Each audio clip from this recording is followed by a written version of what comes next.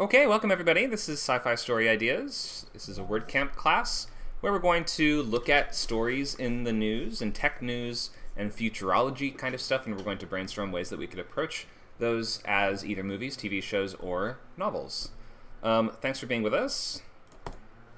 We are on a stage channel, meaning you do have to request to speak if you want to speak out loud. Click that hand-raising icon, and I can invite you to the stage. You will have to then click the accept button at the top in the green bar to be brought up to speak. In the meantime, you can use the text channel on the left-hand side of the Discord window. Mouse over the classroom and click that small white word bubble that says Open Chat. And then you can leave your questions and comments as we proceed. And if you're watching this on one of our other platforms like Twitch, Twitter, or Facebook, then we should still be able to see most of your comments. Sometimes it takes them a minute to come through. But in any case, you could come join us on Discord and participate live in this class and many other classes and workshops just like this. The website is going to be scriptcamp.net. And if you sign up for unlimited membership, then you get access to every event on every single server, including WordCamp for novel writing, ScriptCamp for screenwriting, and many others that include things like CodeCamp for learning how to code. We have GameCamp for game design. We have TuneCamp for animation, and plenty of others that you can see here in our sort of skill camp group. We are a nonprofit that offers free and low-cost classes to learn new skills to meet your life goals. And all of these are Discord servers, so you should come download Discord if you've not already done so, if you're watching on something else. And you should get the link to join from our website, which you can find by going to scriptcamp.net, and just click that link in the top right, and you'll find the button that joins our Discord server.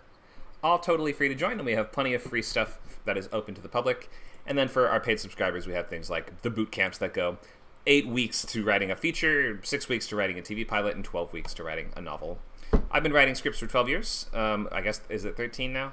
Moved to LA in 2015, placed in some contests, got signed in 2017, and have been a working Hollywood writer since then. And a novelist as well. Have not had a novel published yet, but have written, I'm working on my 6th novel now. I had a slide about Becky because I think that was from the last boot camp that she co-hosted. So let's look at the dates for the readings. We have 3 times a week. We have table reads, Sunday 2 p.m., Tuesday 11 a.m., and Saturday 2 a.m. Pacific time. These are all in Pacific time. Then we have Writer's Voice, which is prose readings twice a week, Saturday 7 p.m., so that's tonight at 7, and then Thursday 10 a.m. So let's talk sci-fi stuff. So we are in a world that is rapidly changing every day, and every time you open your phone or turn on the TV, there's some new AI development or tech news of some kind or some crazy new thing that would have been absolutely sci-fi material 20 years ago. But now the world is, we're changing very rapidly and things are going in some crazy directions. So this is a great time to talk about sci-fi and the things that we can do with sci-fi and what sci-fi is ultimately for.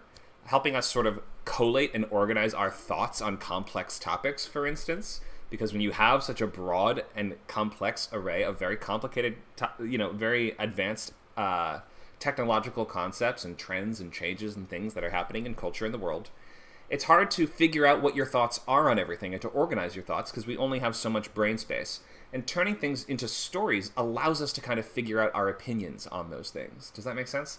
So I think that's one of the major valuable roles of storytelling, especially when it comes to things like current events, historical stories, and sci-fi, is that all of them kind of contextualize some of the massive overload of information that's constantly all around us and is constantly, now that we have, we're checking cell phones every morning when you wake up in bed, that information that is constantly washing over us.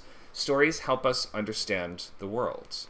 And I think sci-fi, especially when so many topics require such an advanced education to understand, I think that stories help us kind of deliver the same technological concepts in a more digestible way that everybody can kind of get and everybody can see the implications of and everybody can form an opinion on. Of course, every story is going to have that level of bias and that sort of that inherent bias that any, like whether it's a fiction story, a nonfiction story, journalism, or anything else, every story being presented has a level of bias because every person is biased in their own way.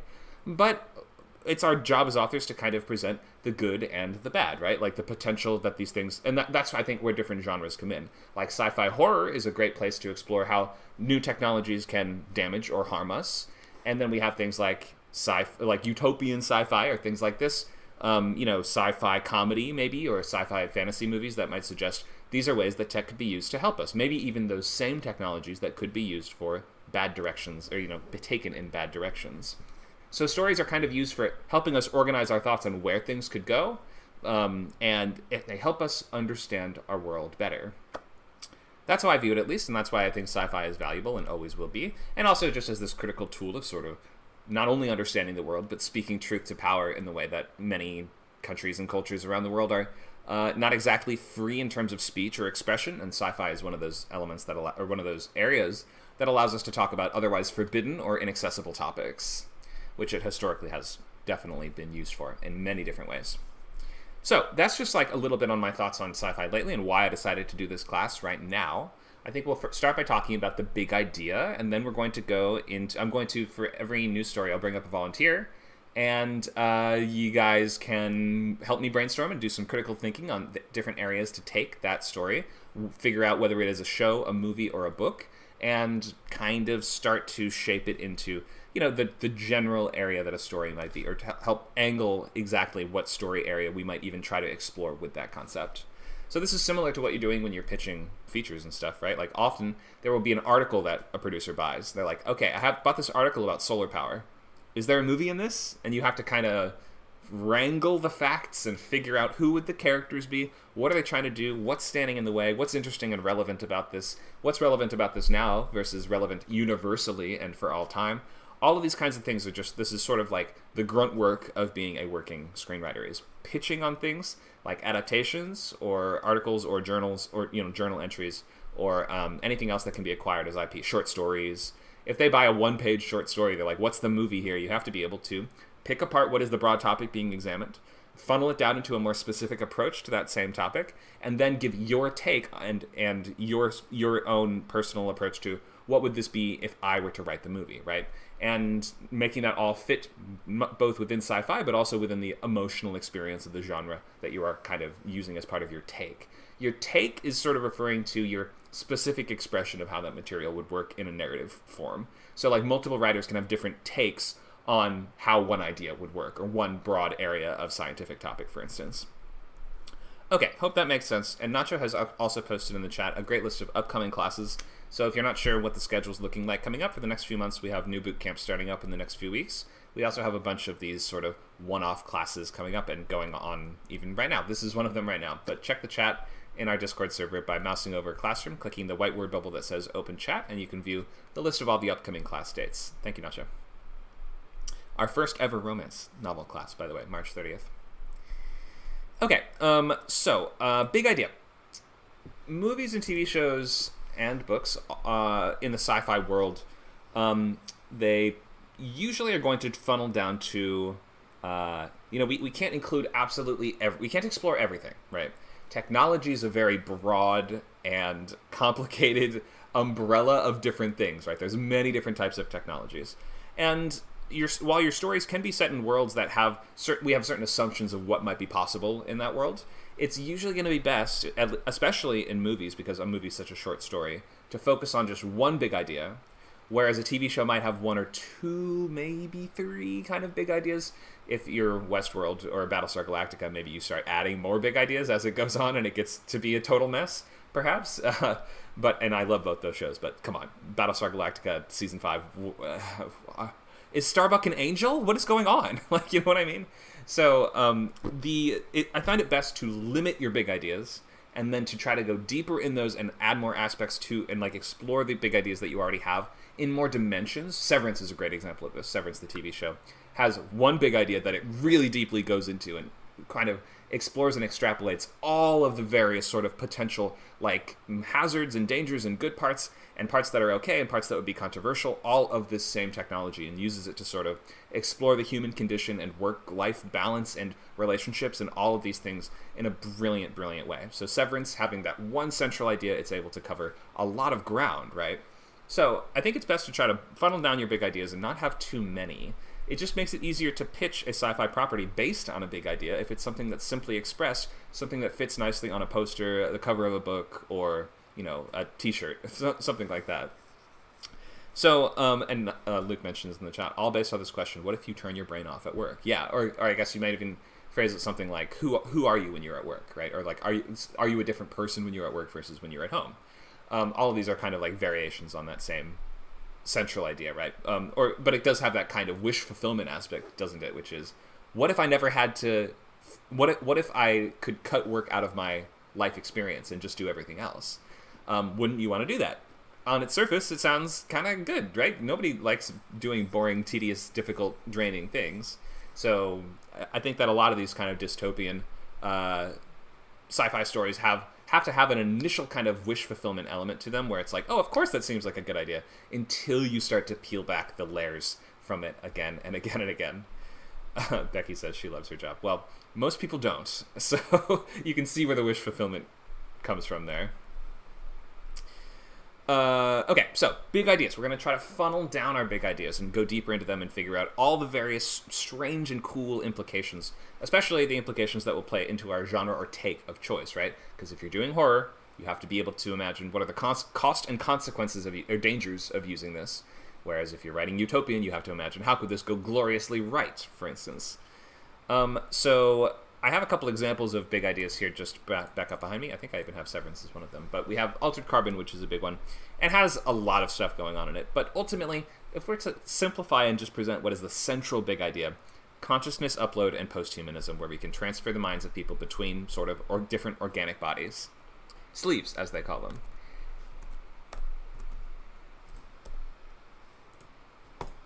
We have Minority Report. The topic is criminal justice, and the specific take, or the specific approach, is pre-crime, which is this agency that can arrest criminals before they act. And of course, that's again one of those just sort of dystopian ones that has to have that initial hook, that initial kind of, oh, of course that's a good idea. Why wouldn't we want to arrest criminals before they commit the crimes? And then it dovetails very nicely to this philosophical discussion, right? Of like, well, if he didn't do it yet, then how did you know he was going to do it?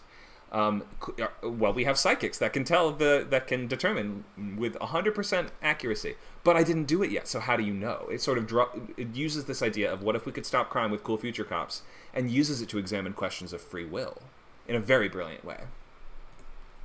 Ready Player One is all about VR and social media, the big idea being this central oasis, which is this massive kind of metaverse thing that Facebook tried to make, and it was really dumb and bad, but like, what if it was cool, I guess, is the central idea of that movie. And then we talked about Severance, which is the topic is corporate work-life balance, and the big idea is Severance, which is this procedure that allows an employee to separate their experience inside the office and their experience outside the office, making their memories essentially spatially dictated and bifurcating their mind into two halves, the work version and the outside version. Essentially two separate people.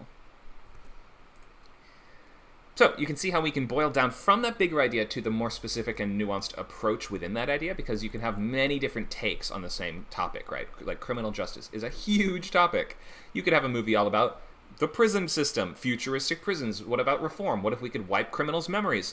What if is it ethical to rewire criminals' brains so that they are no longer criminals and we can reduce recidivism or things like this, right? So you can have a million different takes on the same topic, which is why we have to kind of find the specificity and the strength of the idea comes from its uniqueness and our kind of approach to it. That's what you bring to it. That's what any other author wouldn't bring to it. And that's what you're doing when you're pitching also, is you're clarifying what would you specifically do with this that others might not do. Luke says Star Trek has a few episodes about rewiring criminal brains. Yeah, Star Trek has, like, this list of topics behind me, Star Trek has, like, done it all. Star Trek is the Simpsons of sci-fi. So here's just like a list of big topics. List of big topics. You don't have to memorize this or anything, but this is sort of arranged from most commonly explored, I guess, at the top to least commonly explored at the bottom, that we did just talk about in Minority Report. And you could look at something like Devs, the Alex Garland show on FX, which is, again, about this idea of scientific predestination, which is almost merging these ideas of philosophy, religion, and spirituality and science all in one, which is always so cool when sci-fi can find a way to sort of bridge the gap between philosophical and spiritual discussions in the real world that we live in and the world that we could be going to. So I'm not going to go through this whole list, but you can just see these are a bunch of areas that we have interest in, and clearly there have been many stories told in these different areas. The ways that we're going to approach these most of the time are going to be, these are like the most common sci-fi movie subgenres. We have horror thriller, everything from your Invisible Man to your Alien. We have action, where we are facing a sci-fi threat or combating the threat in a sci-fi way, or both, Like Men in Black is both, right? We are fighting aliens using alien technology. Adventure, where we have not necessarily going to be based on interpersonal violence and conflict, but it will have an element of heightened danger. Usually going to be more sort of people versus environment, or people versus the planet kind of movies, right? So it's going to be your Armageddon, where we have to stop the giant asteroid, or your Interstellar, where we have to find a new homeworld for humans, or Gravity, where you're separated from your ship. And now there's still going to be that really high level of threat and stakes, but it isn't going to be based on people shooting each other usually, or robots shooting each other. And then we have drama, which you're going to see more. It's a sci-fi drama is like a pretty undefined area that we have examples of it. Truman Show is a dramedy, right? Arrival is like a sci-fi drama, basically, with some like political thriller elements. Her has romance elements kind of in there, so you can see that drama can include shades of many different sort of things. But there are some subgenres that are just not exactly defined at all. Like sci-fi romance, most people would not say is an established genre. Sci-fi comedies do exist, but they're not. It's just not super codified what that looks like or feels like. So you can do whatever you want within sci-fi, but this is where most popular big movies are going to fall. And then we have the many subgenres, of course, I'm sure you guys have heard of. Many of these in some way. We have everything from alternate history to social sci-fi, military sci-fi, wacky farce, steampunk, superhero, and everything else.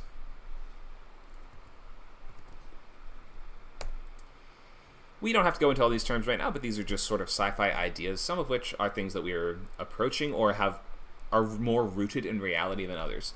For instance, this idea of singularity is something that people are talking a lot about lately, especially with rapid developments in AI. And this idea of AGI, which stands for, I believe it's Advanced General Intelligence, or Artificial General Intelligence, which is essentially an AI that thinks and reasons at the same level of a sentient human being. It is a theoretical concept, but one that people are talking about more, maybe actually being kind of possible lately. We have some of them that are not really based on anything exactly, like psionics, which are kind of like, what if through sci-fi you could do magic, kind of? Like, what if you could manipulate your own brain atoms in such a way that you're essentially casting spells or reading people's minds or whatever?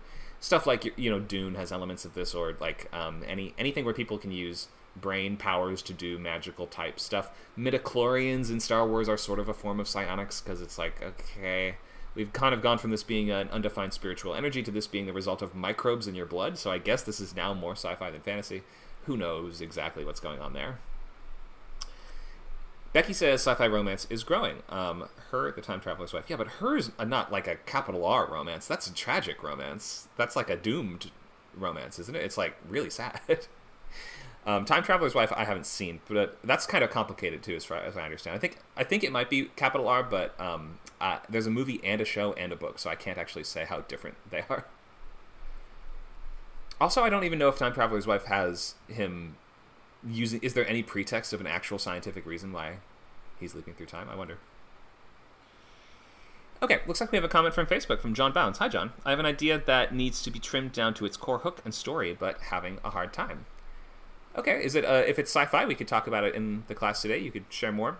It looks like you're commenting from Facebook. It would be easier if you joined from Discord, just because you could speak with us more easily and things like that. But feel free to let us know more about your idea if you'd like. We can find a time to go into that if it's sci-fi based today. If it's not sci-fi based, you might want to just come back in a different workshop, or maybe if you sign up, then you can obviously attend writers' labs or things like that.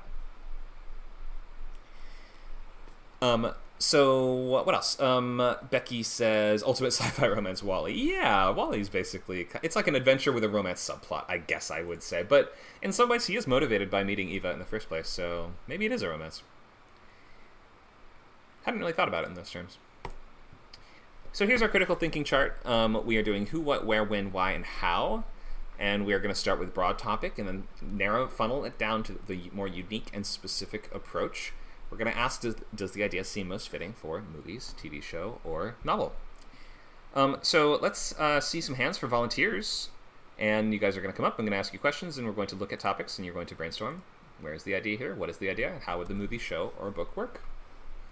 Looks like we got Dakota. Hi, Dakota. Hey, how are you? Doing good. You ready to look at some fun sci-fi headlines? They're not even sci-fi. These are real headlines. But so I'll show you the headlines, and you can pick which one you want to work on or think about. And this way, everybody will get to kind of look at them and start thinking about the different ones to begin with. So let's do a quick review of all of them. Why don't you read the headline for us?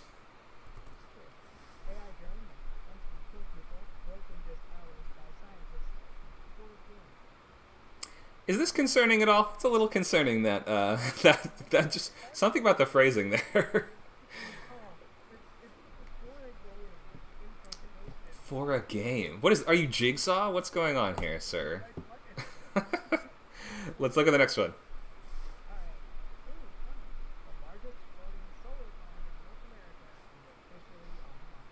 Isn't that cool? Look how big it is. That's a boat down there for scale. Like, if that helps, that's a boat right there. So this thing is massive, and I think with these ideas also we can always think, what if it got even bigger? Let's look at the next one. We have, this is not an article, it's actually a video clip I found, but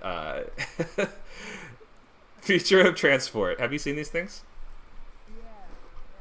The little robot, I think it's Boston Robotics that does these dog things, and they use them for all kinds of stuff, from rescue operations to off-road, like carrying stuff off-road. They can dig through rubble. They can do all kinds of stuff. So it's a robot taking a carriage, I guess. How about this one?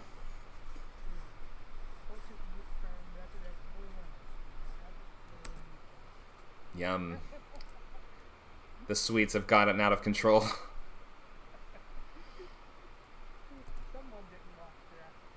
Yeah, that's a good way to get some kind of mutant thing virus, I feel. Next one.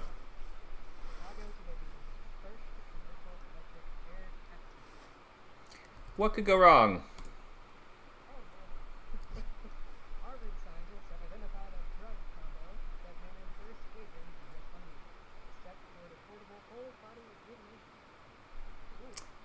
Maybe not the most reputable source on this one.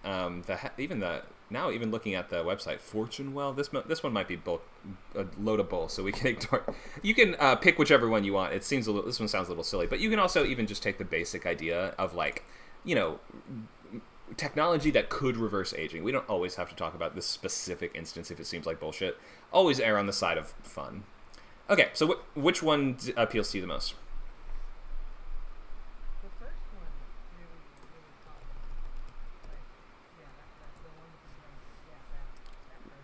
All right, let's bring up the article. So this is a more reputable website on this one. We have Live Science, AI drone that could hunt and kill people built in hours. The scientists who configured a small drone to target people with facial recognition, by the way, and chase them at full speed warns we have no defenses against such weapons. Whoops, I hope this is not paywalled. Oops, there we go. Okay, it only took a few hours to configure a small commercially available drone to hunt down a target by itself, a scientist has warned. So an entrepreneur and engineer incorporated an AI system into a drone that he used to chase people around as a game. Collaborating with another engineer, he configured the drone to use object detection models to find people, but specific people, right? It has facial detection, and fly towards them at full speed. So it works at a range of up to 33 feet for the facial recognition, and it could be used to attack specific people or targets. It took just a few hours to build, and he was able to do it with just stuff that he bought from the store. That's the basics. Yeah.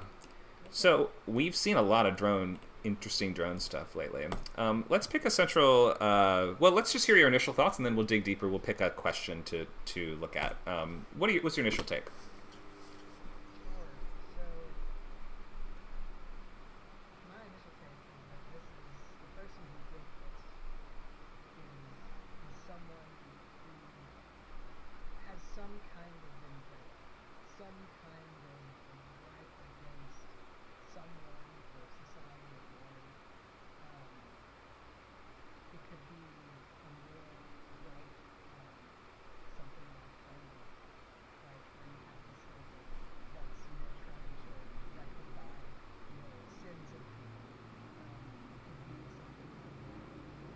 Sure.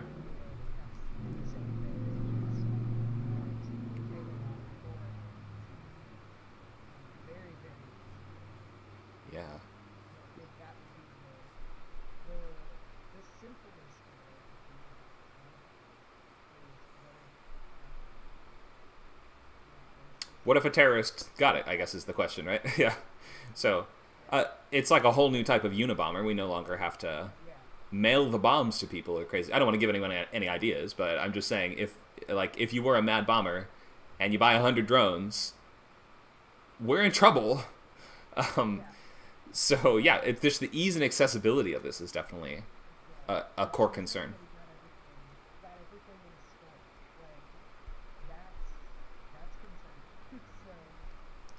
Let's pick a central question. You want who, what, where, when, why, or how?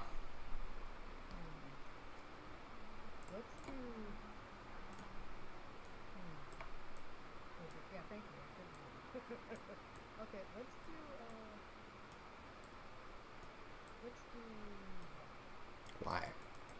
Great. Okay. Why is this a problem or a challenge?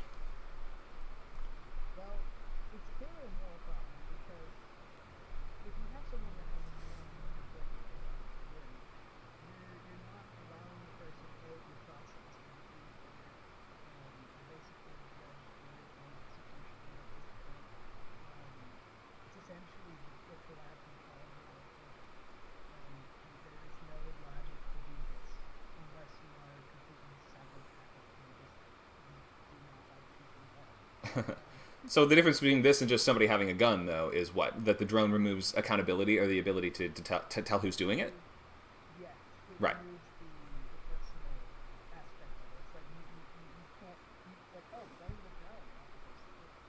Sure. Or it might just be hard to tell who's sending the drones, I guess, right? Like where they even come from. It's blown up. The evidence is gone. Sure. So I would say yes, it's a problem slash challenge in that respect. Is it relevant to me or to others?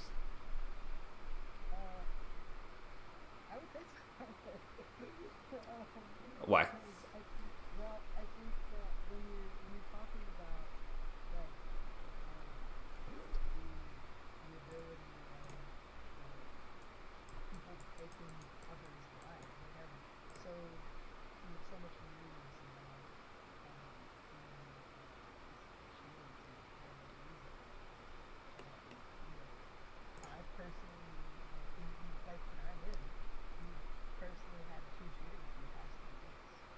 In 3 weeks?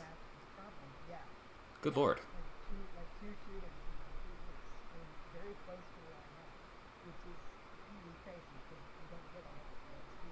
Mhm.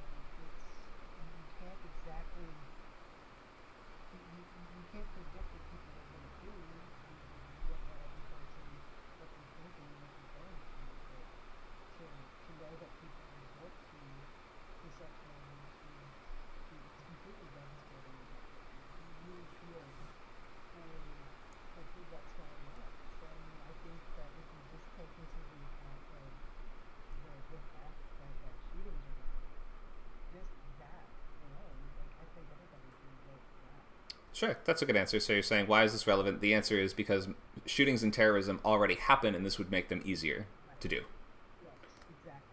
Good. Yes. Good point. Let's flip the script, though. Why is there a need for this? Why might this actually be good?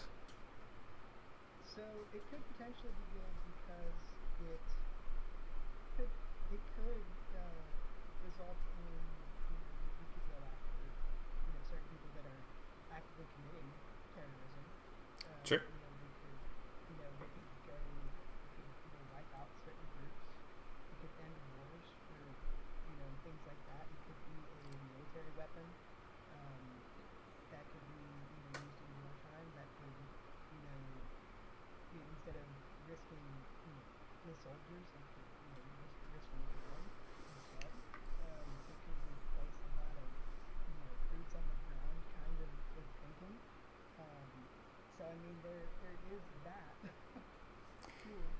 What if it could be used to topple a dictatorship? You know what I mean?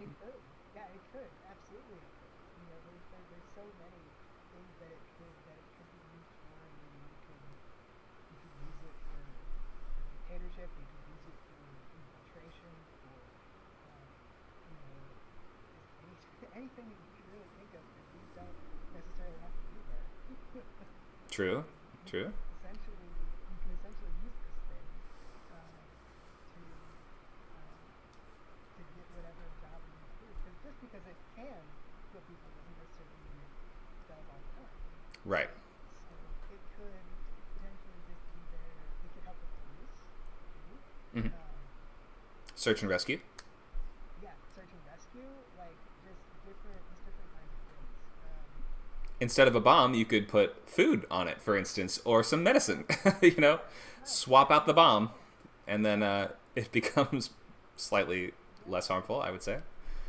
right, absolutely. Yeah, it could be used for like aid, like foreign aid, just hey. I mean, Amazon basically has this anyway, pretty much. Yeah, this is Amazon delivery, isn't it? Exactly. you know. So what's recurring to me is this, or the things that are leaping to my mind are the sort of most relevant scenarios. We have the Mad Bomber, and then you have, to me, the other really big one that I'm thinking of is small rebel group taking down a much bigger bad guy group, right? Or they don't have to be bad guys, but this allows and sort of democratizes violence in a way that is bad in lots of ways, as we've discussed, but also in a story could be about a group of ragtag rebels taking down the evil warlord, right?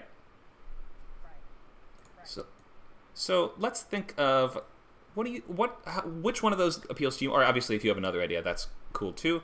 But what are your first thoughts on? Is there a movie, a show, or a book in any of those, or in what do you think? Sorry, Connor, just to let you know, people on YouTube are not able to hear Dakota. Oh, they're not. Why is that? I wonder. Let me make sure all the Just levels the are set. OBS. Can you try talking, Dakota?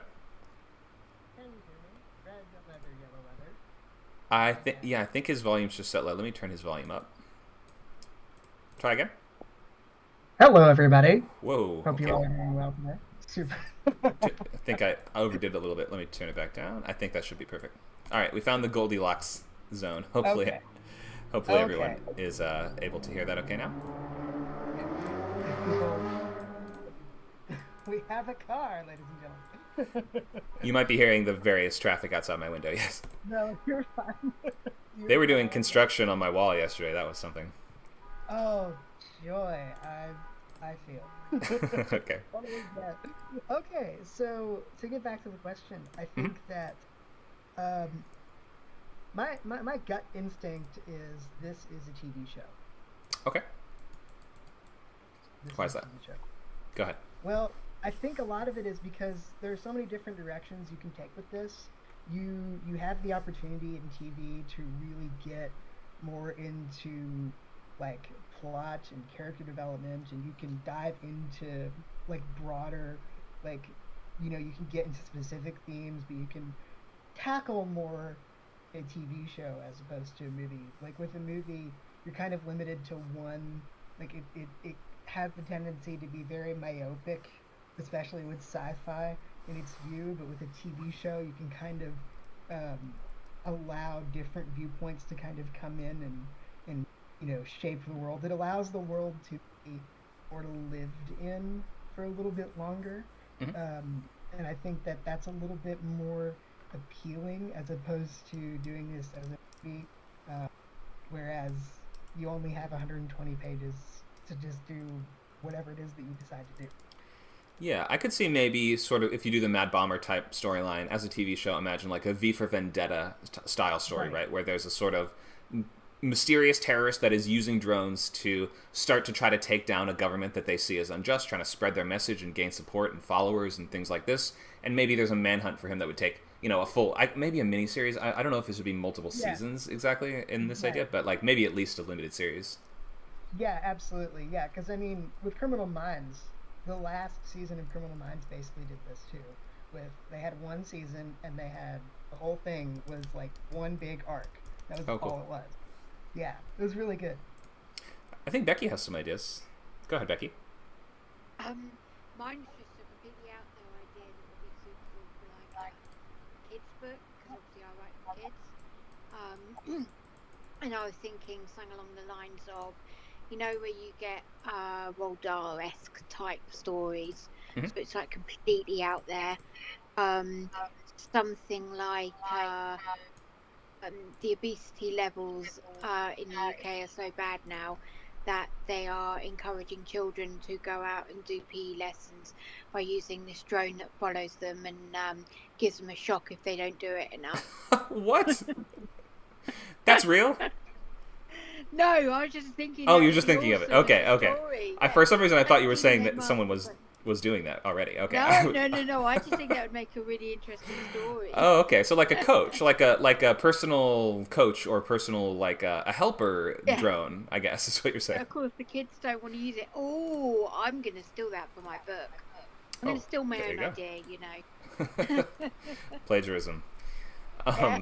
So yeah, that's kind of fun. Yeah, the idea that maybe if everybody had if drones are capable of following and recognizing people, everybody has a personal drone, like a pet or like a guardian. That's kind of neat. Or like a demon from Dark Materials. Yeah, and the kids who are obese, or they deem not to get enough exercise outside, their drones kind of zap them, and or you go even more dystopian. We've gone back to Victorian age where poor children are expected to work, and these drones will take them out if they haven't met their quota. God, it sucks that we have drones that are that powerful, but we make the children work, and we make the drones hurt the children if they don't work, rather than just making the drones do the work. Yeah, exactly. That's funny. We've added you've used technology to add a middle step. Like, There's so many layers. yeah, that's pretty twisted. Okay, any last thoughts on this one from either of you guys before we move on to our next article or headline? Nope. All right, thank you so much, Dakota. Nice brainstorming. Thank you. This was really fun. Thank you. Mm-hmm. Becky, do you want to do the next one, or do you want to be in the audience? Go on then, I'll do the next one. You'll do the next one. Okay. I'll try and not do evil things to children this time. I don't believe you. So we did the drone. Actually, really quickly, let me just check the comments to make sure that nobody's posted anything that we've missed and want to take a look at. Yeah. So, looking at some comments from YouTube, SoulFlyXX says, "What if a swatter could use the drone but pick the wrong person to swat?" Oh, that could be the start of a good thriller. A tech-savvy man who's built a robot that will defend and hunt anyone that tries to kill him, or something like that. Okay, so yeah, maybe a guy that uses robot bodyguards or drone-based bodyguards to protect himself. That could be kind of cool too. Thank you for the suggestions, everybody.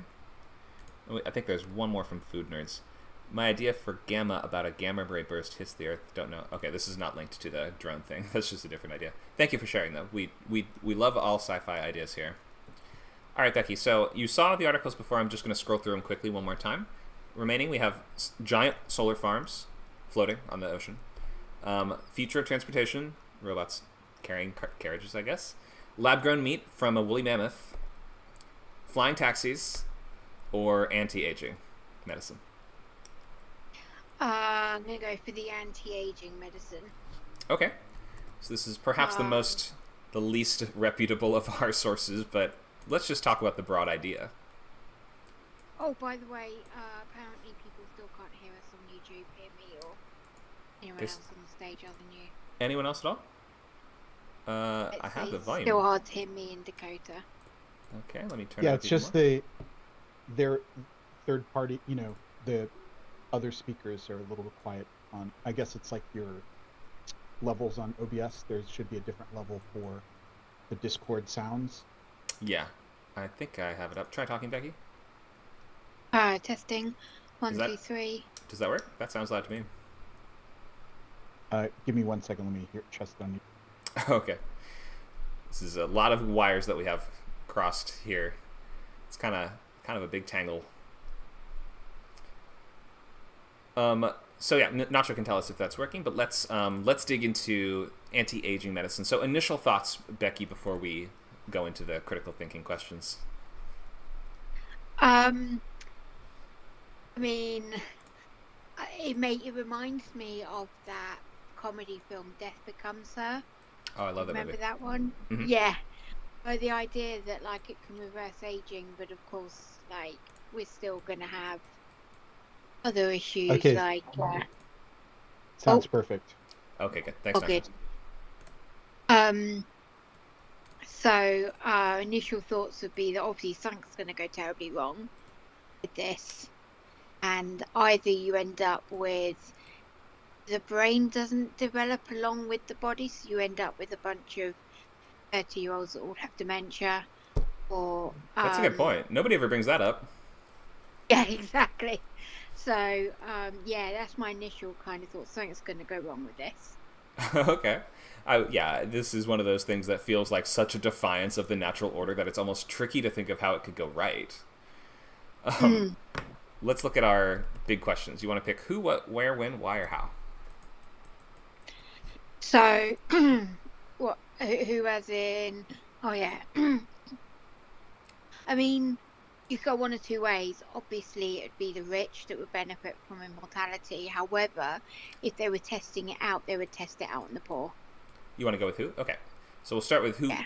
Who benefits from this? Only rich people, right? Oh, exclusively rich people are gonna. This is never Obviously, gonna it's gonna be rich be people. for everybody, But right? they're not going to test it out on themselves, are they? They're going to have poor, like, students desperate for cash to test it out on. Maybe this is the I would think birth of the so. zombie. What? Say that again. This is the birth of the zombies. Birth of the Zombies. Okay, so This anti-aging. is how we get zombies. Yeah, in I Am Legend, the reason there are vampire zombies is because they have a drug that they think cures cancer, but maybe in this case it's like, we think it cures aging. I'm sure that could zombify people, and in the movie world at least. So yeah, who benefits from this? It sounds like, in theory, everybody, in quotes, but only those that it would be available to, I guess is the answer, which would be pretty limited considering I'm guessing it'd be really expensive. In a world where this was really commonplace, that would be a sort of a different story. I mean, that's not even that's like far future sci-fi where everybody can have this, and that is just like a drastically different world. Let's ask the question, who makes decisions about this? To get political, probably the pharmaceutical companies. Yeah, so I guess starting with them. Go ahead. Yeah, it's like someone like Elon Musk would want to do this, or some dictator, like you could imagine it being someone like Putin wanting to keep power. You know, it'd be they could be trying to live on forever. Definitely. Because they want to keep control, and maybe that's what makes them go crazy. Sure, this is almost like a WMD if it's in the right hands, right? Yeah. So whichever country controls the anti-aging medicine might have a huge advantage over the others in some kind of way, at least in the sense that they have something that everybody wants. I guess the question of who makes decisions about this, we could expand that into who could make decisions about this, right? Now, what if it was, like, imagine if it was in a more sort of, so like it just entirely depends on the country in which this originates, right? If this comes out in a capitalist country like ours, then whoever makes decisions about it is going to be whoever controls the IP and whoever is able to copy the IP, right? But if it was a Norwegian scientist who discovered it, right, then they'd probably fear for their lives. Possibly, yes, but I thought you were going to go down the route of in a country with a more socialist, collectivist kind of mindset. They would, yeah, like how the internet was meant to be free for everybody all of the time when the people created it. Right, exactly. Could have high, almost utopian aspirations, right? And in a country with pure, like, really, really even distribution of healthcare, in theory, a country could distribute this to all of its citizens, right? Yes, but then what happens with the country when everyone wants to go to that country? Right. And the country that's normally got open borders suddenly has to question everything. Yeah, you've got like a race of almost immortal Ubermensches that live in the country, or Ubermenschen, I guess I should say, that live in the country. And then everybody else that's trying to get into there, those are all of like the aging almost becomes like a new form of second-class citizen. You're an aging, right? Yeah. Kind of cool. That's almost like a YA kind of book in there somewhere, isn't there? I like the idea of it being more, it's given to everybody. But like then you end up with a tier system of you can't get out of your tier system. So actually, is it a good thing to have anti-aging when your tier is working level for the rest of your life? Forever? Sure. Yeah, or maybe like imagine what if this was administered whether you wanted it or not? Then in that case, the question of getting to die becomes like, and Luke is working on a story like this, but if getting to actually end your aging or end your life becomes a privilege or something that is locked off from you, that's kind of its own interesting route too, right? Because what if you had immortal slaves? You could just have them. You could just keep them forever, right? Yep. And then you got the question of people with certain diseases, because sure, you can have immortality, but I'm a type 1 diabetic, which means I have to inject the rest of my life, and I'm just thinking, oh my god, I wouldn't want this for like 500-600 years. Right. You can end up getting sick and of like, and it reverse aging, but does that reverse disease? I don't think it by default it does. No. No, exactly. So let's ask one more question. Which question do you see up in the Who section that you want to tackle, and then we'll look at how we can think of adapting it.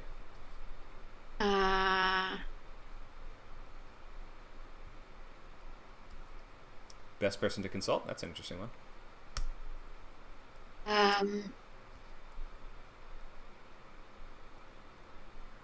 I mean, who is this harmful to? We've talked about that a bit, but that's interesting, because obviously stories come from conflict. If you have a utopia where everyone just lives forever, that's not a story. So no, it's a setting maybe, but not a story on its own. Not a story, exactly. So who is this harmful to? Well, we talked about people with diseases or people who are trapped in a life, but maybe okay, I'm obsessed with prisons, but maybe where they give people like 500-600 year sentences in prison. I see where you're going with this. What if you can actually make them serve that? That's messed up, Becky. And what if you could do it to children too? Oh, maybe that's a good idea for a book for children. Yeah, why not? Yeah, I mean, you could definitely sentence people to.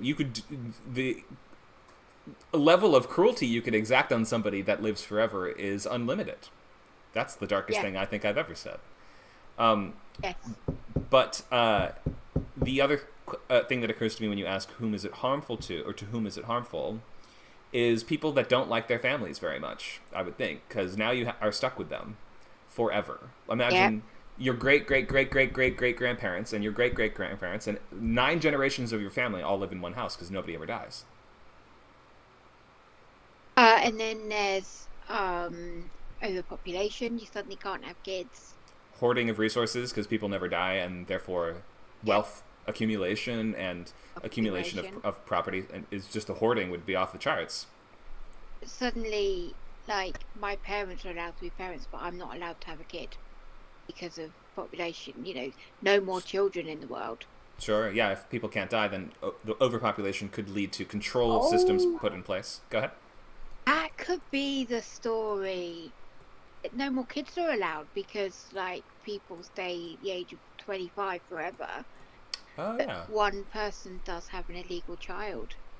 That's kind of good. And they want the child to age normally, I guess, perhaps, and not to be part of the whole be 25-year-old forever. I mean, it'd be kind of weird to be 25 and your parents are 25 and their grandparents are 25. And it would be. Yeah. I feel like it also can't be immortality. Like, anti-aging, there's a limit to the physicality or to the wear and tear that our bodies can take. I guess that's where we just transfer ourselves into machines or whatever. But let's stick to one topic at a time. Okay, so what are you thinking in terms of, is there a movie, a show, or a book here, probably? I think it'd be a movie. I think the concept of it is small enough to be contained within a movie if you just kept it to the benefits or downside to anti-aging. It could be contained within a movie. I think if you were going to go bigger, if you were going to go about a whole societal thing, like some sort of war between those who age and those who don't, or some kind of way that society was run, then it would be like a TV show. But I think just the very concept of its creation and how it would change the world would be a movie. How would it change the world might be a movie. That's true, yeah. Especially if it's going to be sort of it feels like a dystopian, right? It feels like it almost has to be a dystopian. Because we want to present a world where this is extant and normalized. And then, because like it's one of those initial wish fulfillment things. What if society were like that? Wouldn't everything be better? And you're like, yes, of course it would. There's no more aging. It sounds perfect. But then we start to peel back the layers and see that one flaw after another until we realize the system has to change, and we sort of realize who is the one guy or the one group responsible for this, and then we blow up their generator or their base or whatever, that's like the movie version. It's like a Hunger Game version of this almost. Whereas you're right, there could obviously be a whole, like, this is such a expansive topic that you could do a whole show or a whole book series examining this from many different angles. But if we're going the movie angle, it seems like if we want to just go the most straightforward route possible, it's probably sort of like an action adventure dystopian. Yeah. Yeah. With kids. That's what comes to my mind at least. Or like the most complicated, like, imagine, the show Succession. How much more complicated would that be if people couldn't actually die, right? So Succession with 5 times as many characters. God, that would be a true nightmare. Other thoughts? Anything else you want to share on this one, or ideas that you have? No, I just think, God, I sounded cruel. Nacho's wanting to sentence the inventor to 1 million years in prison. That's almost the equivalent of... I was cool. Yeah, that's almost to the level of, the executioner invents an execution device that's so messed up that the king puts him in it right away. Like, there's a couple anecdotes of that from history, like the brass bowl. It might be apocryphal. Anyway, so that is kind of interesting. Governments wouldn't be stable over such long time periods, Nacho mentions. Or, in theory, theoretically, they would do this to extend their reign indefinitely, so they'd want it to use it to make it more stable. But that's what I was thinking. It would be people like Putin, and it would almost have to become an authoritarian state because your opponents would all live forever too, and they're not going to be happy with someone else being on the throne forever. You know what I mean? So it would be used in an attempt at stability in terms of politics and government, but it couldn't actually create that given human nature. Yeah. Great thoughts. Thank you, Becky. Let's do a couple more. We have half the class left, so we can see some more. Let's see some more hands raised, some more volunteers. Nacho, is everything running okay? Does everything sound good? Yeah, sounds great. Okay, good. Looks like we have a volunteer, Naib.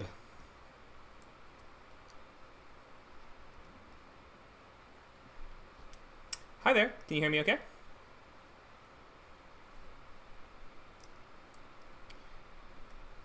So we're not getting audio from your mic if you're speaking. You might want to check to see if you're on push to talk mode.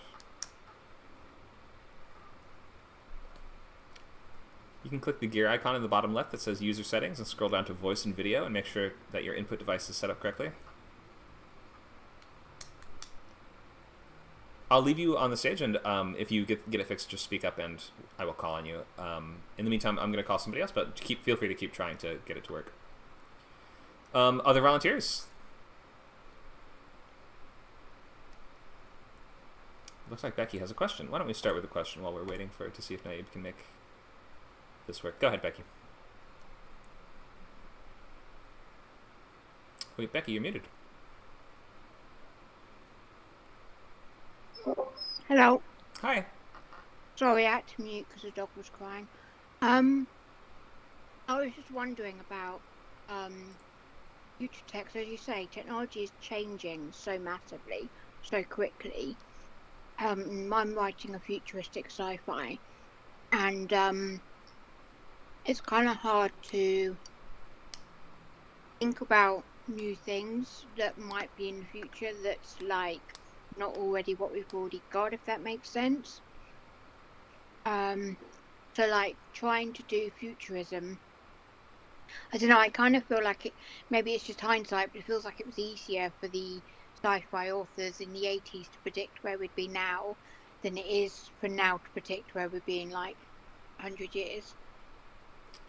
That's an interesting point. I'm not sure if it's a question exactly, but just as an area of discussion, right? And I think that if you look back at the stuff that's really stuck around and has struck us currently as being very prescient, are the exceptions, because there was also just a lot of wild speculation that went nowhere too, right? Like the idea that I remember seeing a bunch of postcards from like early 1900s France that proposed that we'd be mostly living underwater by now, or that like crazy stuff like that, or that we would mostly be living in blimp cities, or any of these kind of like other speculations that are more forgotten because I guess we didn't really go down that route. So I don't think you're wrong. I think it does feel like our understanding of technology is very different now, and we are sort of bombarded with so much information all the time that we sort of see all these possibilities and we're like, somebody's already working on almost everything, right? Like it feels harder to be a pioneer in a world that is more explored. Is that what you're sort of saying?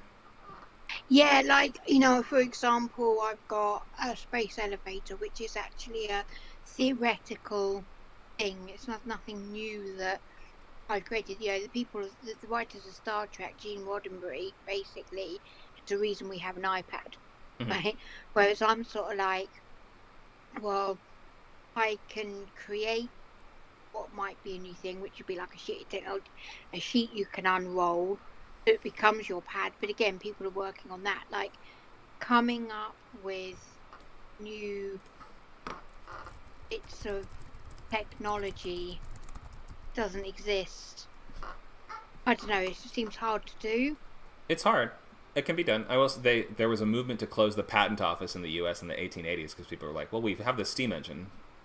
What else is there, right? You know what I mean? So I think at a certain point we start drawing I think it's helpful in some cases to draw more from fantasy and to start asking questions of things that are in no way even seem like they could be possible, and start from there and then ask, well, but could it actually be somehow possible?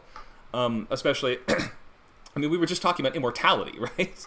Like that's kind of a fantasy idea, but we were looking at it through a scientific lens. So if you want to get outside the box and actually like get a little bit more innovative, I would say start with things that don't even feel remotely possible. Start with things that are pure fantasy, but still have that element of, something that people would crave or something that could really be a danger to us or something like that, right? Like things that would be really viscerally relevant for us. I would say to get out of the box, we have to kind of think more like fantasy writers. And then my other question about the use of technology is something which I was discussing at length with Luke actually, is obviously I'm writing in the future and I have a lot of sci-fi elements, like I've got a prison in the future, so I've got like force fields and things like that.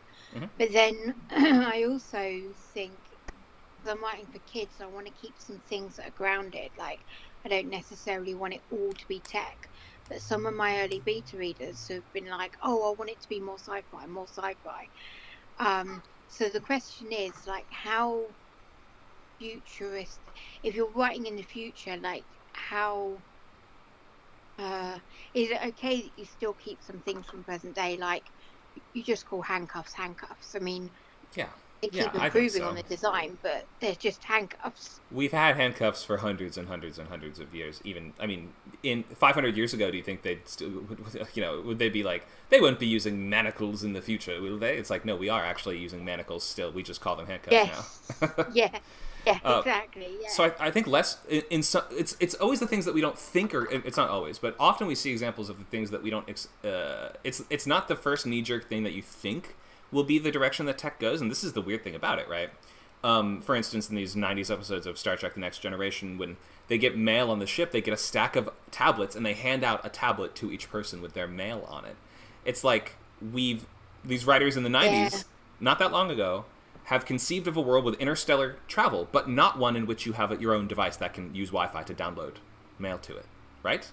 So that's why tech is, like, it's so sort of unpredictable and crazy in that way. Like it's almost, and like a year or two ago, I never would have thought that AI would be able to write a full book, and now we are there already. Like a great book, maybe not, but a complex and full text, yeah, it actually can.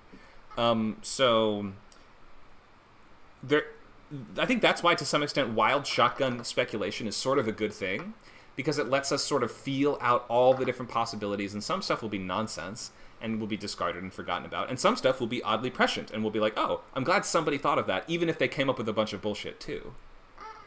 Yeah. That's my take on it. Luke, what do you think? You write future stuff.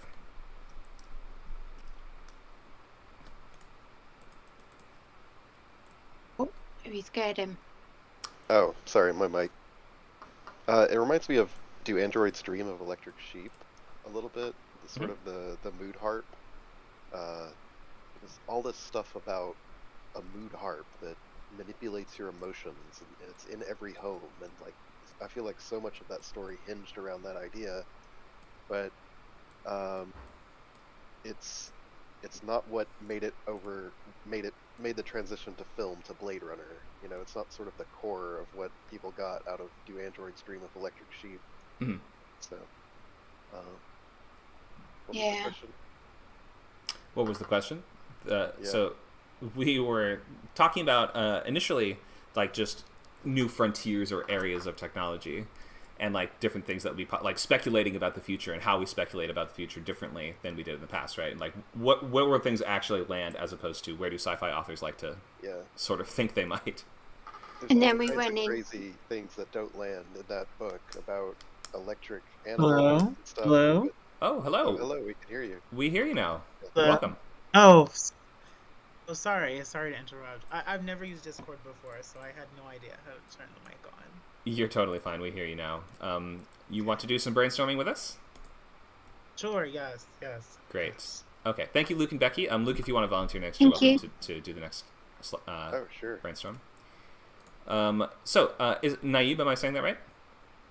Yeah, that's correct. Yeah. Okay, good. So, I'm going to show you the stories again. You can pick your favorites, and we will dig into it. So the ones we have not yet talked about are giant floating solar farms. Giant floating solar farm. We have robots carrying the future of transport. Robots carrying carriages. We have lab-grown meats of woolly mammoths or extinct animals, and we have air taxis.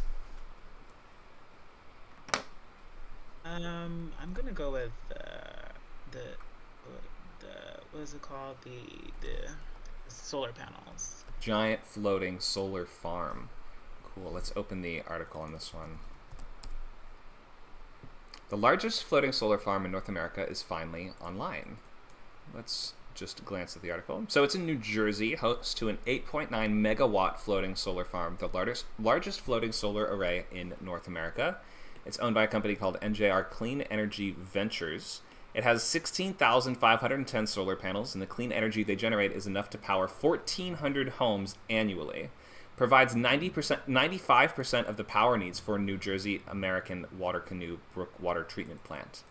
So the article doesn't go much into the implications of this technology or anything like that. It's sort of just check out this cool thing. But what does this initially make you think of? What are your first thoughts? My first thoughts are like moving towards a world without fossil fuels, something that like this is a brand new technology, or even like on space or something, like how they use like solar panels in space. I don't know, and I feel like I feel like it's supposed to be even bigger, like in the future, like that would be gigantic. Sure. So that's what I'm leaning towards. Yeah. And no reason not to. I can't think, and off the top of my head, I can't think of any downsides. Can you? No, my only downside is I think it's easy to destroy. Like, I don't know. That's my Interesting. only thing. I feel like someone Interesting. could drive up and try to blow it up. I feel like that would be the plot of like that would be the target of some kind of terrorism that would set the world back or something. I don't know. Yeah, hang on. There's probably a movie here in this, but let's ask. I'm already started to think of, because we're talking floating solar farms, right? I'm thinking about pirates right now, and it's making my mind happy. So let's maybe circle back to that. Let's pick a question first, then we'll get into movie or show ideas. So Okay. you want to pick how, why, when, where, what, or who? Oh, wait, oh, that's a good one. I guess. Let's say how. How. Okay. So we have how is this similar to blank? How does this disrupt things? How do we know the truth about this? Let's pick one question. Okay. How does this harm us or others? Who would have a problem with giant floating solar farms? I mean, let's say all of fossil fuels, True. everyone who'd worked in that industry, it would be, if it was able to power a large percentage of the planet, we're talking about whole countries that wouldn't have money anymore. So that's a lot of people. So oil companies, fossil fuel industry, a lot of very powerful lobbies there. That's true. They would be harmed by this and Um, would have reason to act against it. Anyone else? Would anyone else be harmed by this or object to this in any way? I mean, ooh, I don't know because it sounds like such a wonderful thing. I mean, putting it in the ocean is kind of like, okay, we're a little concerned about it going in the ocean. So, Why are we concerned?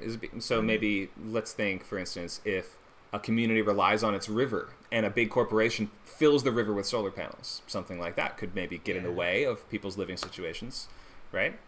okay, Or yeah, shipping routes could be, or like boats could be impacted by them in some way, or if, especially if they have some kind of security or guards around them, like imagine you have to kind of protect these things, right? yeah. And those might Or cause like problems how too. it was. Go ahead. That's true. And how it was built, like it could have been built in like they could have used like a lot of labor, and maybe they like the way it was built. A lot of people were upset the way how they were like forced to do it. It could have been something that was forced labor, and so people have a vendetta against that project. Sure. So So maybe in less developed parts of the world, the demand for these would allow for exploitation in terms of like uh, we exploit people who are forced to make these things. I guess I don't exactly know how they're constructed or who is responsible for it at the moment. Um, sure either.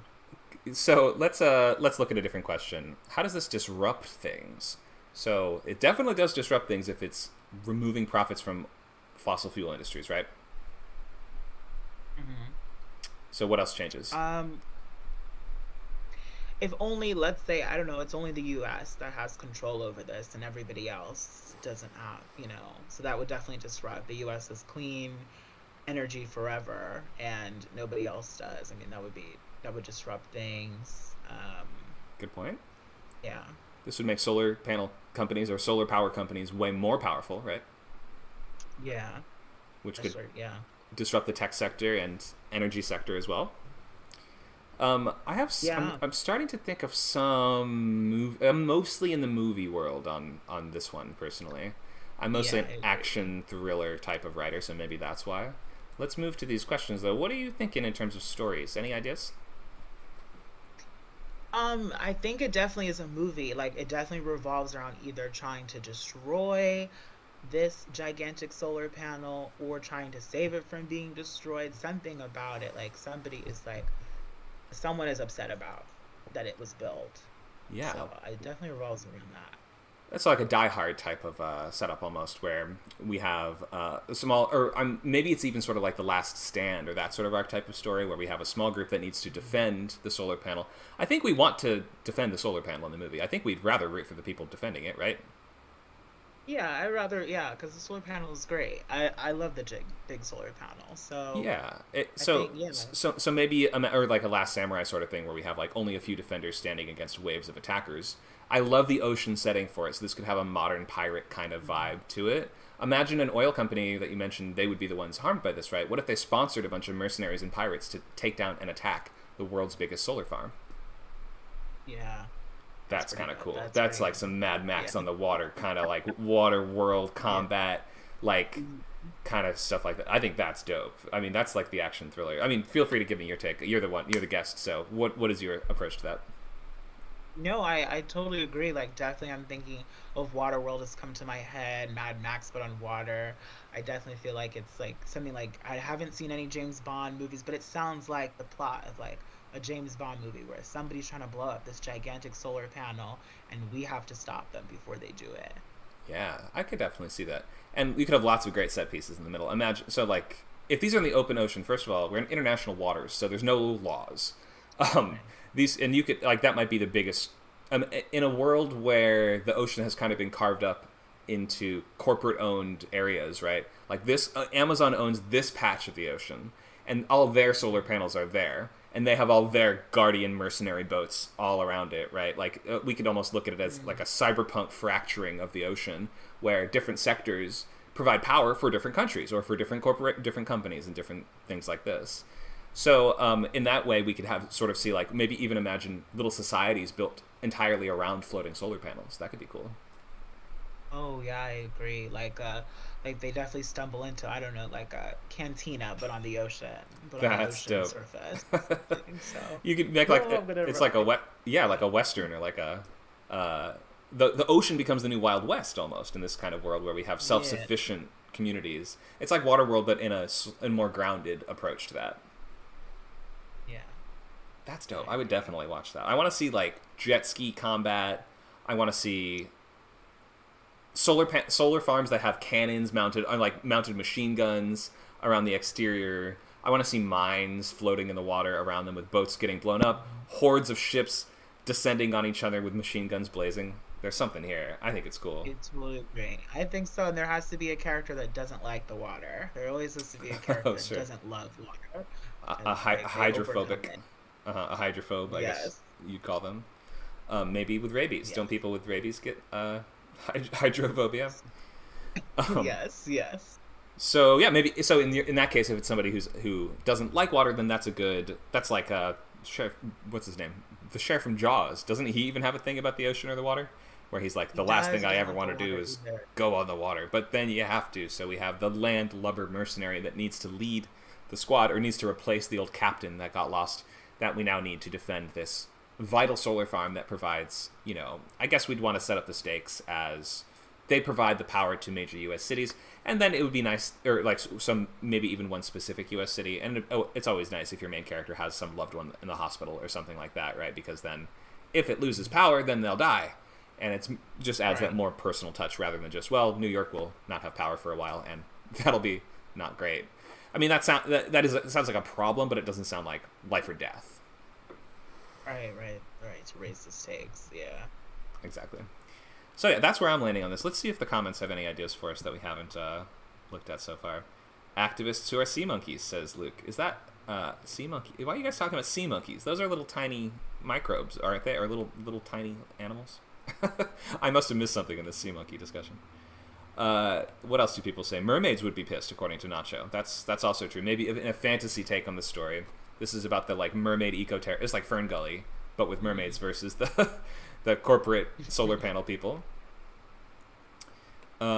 Becky says the view would be a problem. Yep. Okay. So the Karens of the world would certainly have an issue with destroying their beautiful view of the ocean. Kelp would die. Yeah, maybe it would damage underwater plant life, and I hadn't thought of that. That's a good point. What else we got? Maybe it's a way for the government to give out radiation to kill the weak and the poor. Give out radiation. Is this talking about the solar panel idea still? Nacho says, what if it's like these big solar farms in the desert where all the mirrors reflect to one big central tower, which heats up to crazy high temperatures? I think you could do that on the ocean. I don't know of any reason you couldn't. That'd be kind of neat. That'd be a nice target for the terrorists to be going after, rather than the panel itself. It'd be like the big tower that they're all reflecting onto. That almost feels like a video game boss or something. Nacho mentions we could do a survival movie like Castaway. Someone gets swept away in a big automated solar farm in the middle of the ocean and has to survive and build a raft and avoid sharks. Oh, that's so funny. In a drift solar farm that somebody's stuck on. There's something there too. That's a good take, Nacho. What do you think of that, Nabe? I like that. I like that. I like that idea a lot. You could even Yeah, have a that's bunch a of lot people. of Like, fun. imagine it's so big, you could have a bunch of people on it. Yeah. Yeah, I mean, it would go on for. I mean, the thing itself would be like thousands of Yeah. feet. Like, it would be quite a visual spectacle. So, Would it roast you to be on it though? Do they get hot? I wonder.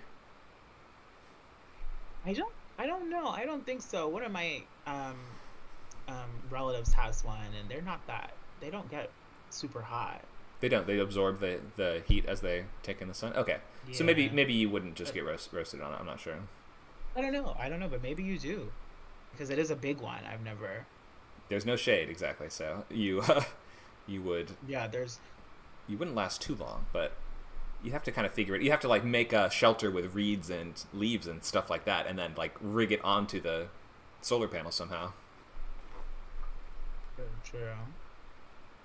And also, while you're afloat, if you could find a way to tap into the power, you could maybe utilize the power, right? Like, imagine you have been swept away. You're not just on your own with just the clothes on your back, but imagine if you have some stuff with you. You could maybe tap into the solar farm and use its electricity to either power a propeller. Yeah, I think Yeah, you can sometimes you can plug devices directly into a solar panel, and so it might be able to like communicate with somebody or do something. So Sure. it's actually not a bad place to get stuck on. If you add a sail to it and plug a propeller into it, now it's a giant boat. Yeah, it could work. It could work. What do you think, Becky? What if there's loads? If there's so it's after like the sea levels have risen, and you've got people that are living on boats, someone mentioned water engines, so that but in the sea. So it's literally like, you know, you're like sea while you're living, but it's like cities, and they're tapping into this power. The rich people that still manage to get some of the land want it for them, and so you actually got these two people fighting for this like one power source. Oh, that could work. And Left in the world. Mortal Engines is the one where the cities sort of consume each other, right? Yeah, I was just thinking like you got this big city in the ocean made up of ships that are all the poorer people that are trying to use this power, and then you got the rich people that managed to keep the land because they lived in their bunkers and what have you. Mhm. So after the oceans have risen, and it's the only like fuel source left in the world. Sure. Yeah, I mean, in the along the lines of Mortal Engines too, you could have groups that each have their own solar panels that when they conquer the other group, they tear their solar panels apart and add it to their own, right? Like you have a giant, a growing barge, essentially. It's like a sort of post-apocalyptic barge pirate world. Yeah. That sounds dope too. Thank you for the ideas, Becky. Naeem, any last thoughts on this one? Or go ahead. See, I can do stuff that's not just about kids lit. Yeah, as long as it involves the world being ruined in some way. Oh, of course, yeah. Thanks, Becky. Naeem, you want to wrap up? Go ahead. Yeah, I just think that it should definitely be a movie. It just feels like a movie to me. It just feels like the visual of a gigantic solar panel just feels very cinematic to me. So I definitely feel like it should be a movie. Yeah, in a show, it would be like something in one episode of a show, or it would be like a setting for a part of a show, but I don't think there's a whole show that we could base around it, probably, unless we really build out the world into the, like, kind of pirate, like, apocalyptic pirate kind of thing we were just talking about. And then in terms of books, again, it just feels like, yeah, like a concept that could be in a book, but books just allow you to get so much bigger than one element like that. Right. Thank you for the thoughts. Welcome.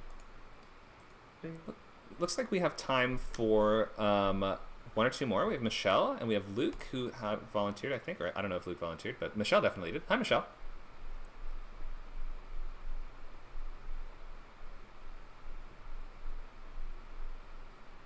We can't hear your mic at the moment, so make sure that it's plugged in right and you're on push to talk, or you're not on push to talk.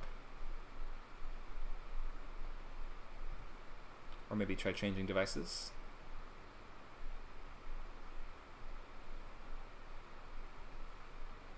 Okay, I'll come back to you, Becky. Feel free to keep trying. Not Becky, I'm sorry, Michelle. Michelle, feel free to keep trying and see if you can get it to work. Luke, we'll start with you if you are able to speak, okay? All right. Okay, cool. So we'll start with Luke. Michelle, keep trying with that. I'll leave you on the stage. All right, Luke, let's pick an article. What do we have left?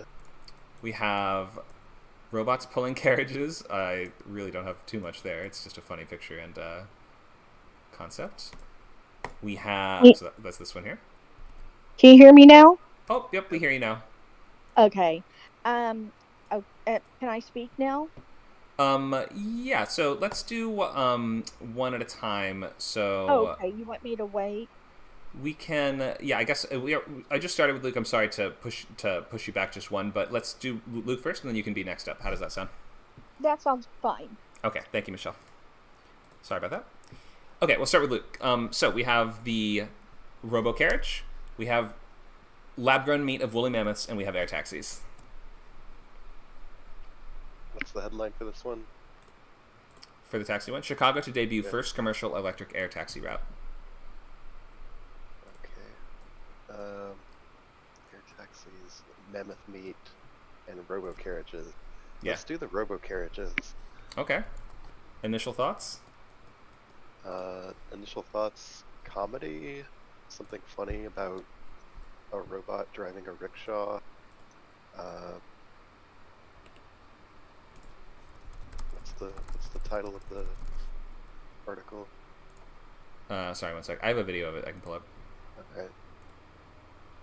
I'll turn the sound After off. our sponsor. Yeah, I have to make sure we don't get copyright struck, so we can't have sound on it. But here's Adam Savage. He's the one that I think made it. And here it is. And he got the robot from Boston, or he borrowed the robot from Boston Dynamics, I'm assuming. Yeah, maybe they worked with him on this, but check this out. Can you guys see this? Yeah, so he Look at he it. hand built this whole carriage. It's This amazing. is custom crafted. All right. It's a And- lot nicer than I expected. Yeah, look at it go. I think it's called the single. This is maybe not called a carriage, but this has a slightly different name. Just the single little thing like that. It's kind of like a rickshaw, but I forget the exact name of it. Yeah. I love it. I mean, I want to be this is like what a Bond villain would use to get around his property, right? Like James Bond shows up and he's like, "Where is everybody?" Then the carriage just walks up to him and he's like, "Oh, well, I suppose I'll thank you, my good man." Right? Like he just gets in, it takes you to the So mansion. Victorian. I love it. He's kind of struggling a little bit. Obviously, I don't think they're maybe strong enough to. Oh, but look at him Yeah. try. It's adorable. Okay. Okay, So that's pretty cool. There's let's. something just funny about the concept, and I think it could be. Yeah. It could just be about a guy, I guess. About a guy. Okay. Let's start with. It doesn't Let's have to be a grand go ahead. concept. True. but True. It I- could just I- be I about just hope like a wacky inventor or something like that. Let's start with a question, and then we will get Alright. to our movie idea or story ideas. I do like a good how. Okay. All right. So, how does this disrupt things? Let's start with that one. How Does it this disrupt disrupt things? things? The carriage Oh, industry will never recover. I mean, the homeowners association is just trying to find a way to shut this down, because we can't have people trying to walk their little poodles and whatnot with this guy driving his Victorian swag carriage around, you know. Oh yeah, it will uh, freak people out. So it will disrupt the social order in that sense, right? Unless you live in So- like a San Francisco mansion community, then people are going to Yeah. look at that and be like, "What on earth are you doing?" That's what I think. I think that he lives in some kind of gated community, and the neighbors are upset. The homeowners association has to get involved. He's just, too eccentric. He's causing a disruption. True. Nacho says the horse poop cleaner union. So this is the Central Park horse tour community. Yeah, that would certainly be impacted by this.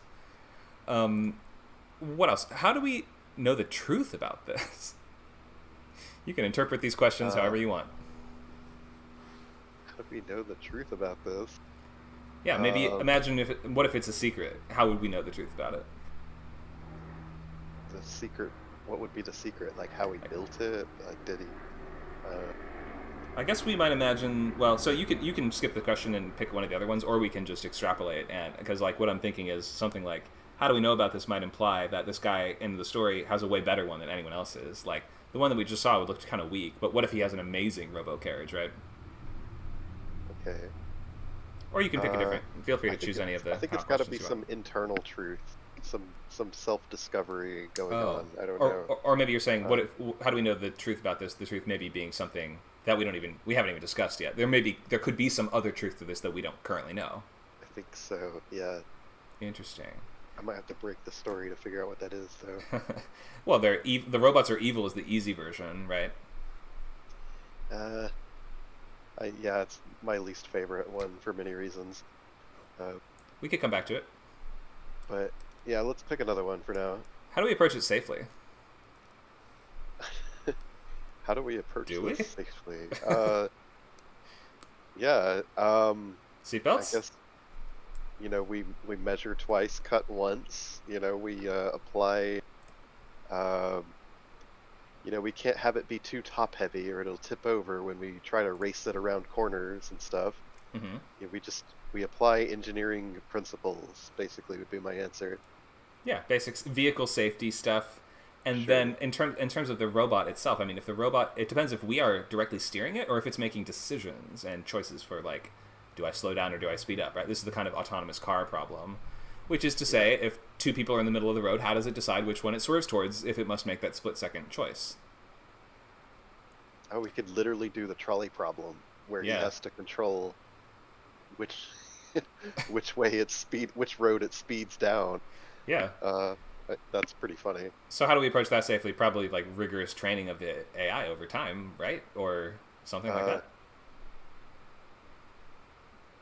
The trolley problem? I'm not No, sure. no. I just mean in terms of how do we ensure that having an autonomous, intelligent entity controlling our vehicle, how do we approach that safely? I guess just years of testing and we're eccentric. I'm just trying to get inside of the head of this eccentric creator guy.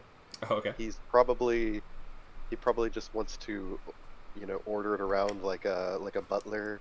Mhm. So he's done lots of like machine learning and like beta testing on like park routes and like streets and sidewalks and stuff. Okay, but so it's still planning out the probably routes beforehand. Yeah, Uh-huh. but it's still probably extremely unsafe and prone to like glitching and problems. Sure. Good points. Let's pick one or two more questions. How does this harm us or others? It harms the sanctity of the neighborhood. The Why is that? somebody is daring to be different around here, and we don't like it. The neighbors are upset. The dog walkers are gonna write letters. Yeah, so it doesn't really do harm though. It's just It could run somebody over, couldn't it?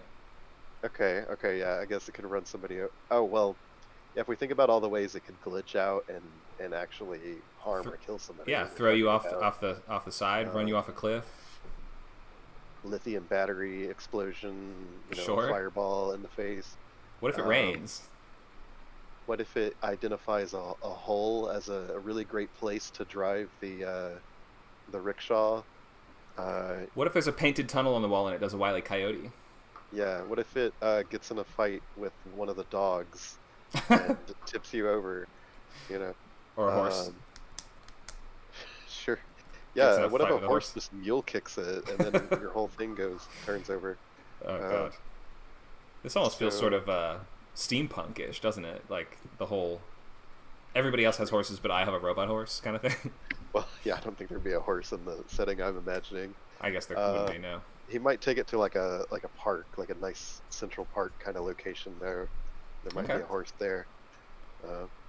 Or if you let it run free in the fields, obviously, it could always run into other animals. Oh, wild animals? That's a good one. I mean, yeah. don't we want you keep when it's not working, you let it roam around, I guess. Right? So he takes it in, he takes it off-roading, and an animal mistakes it for prey or a mate, or there's all kinds of stuff that could happen with another animal interacting.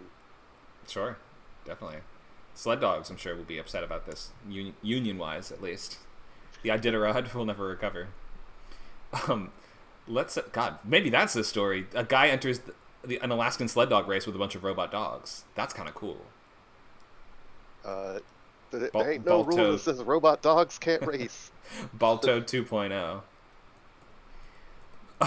Let's start to figure out a specific take. What are you thinking? What do you like? It sounds like you want to go a lower stakes comedy route.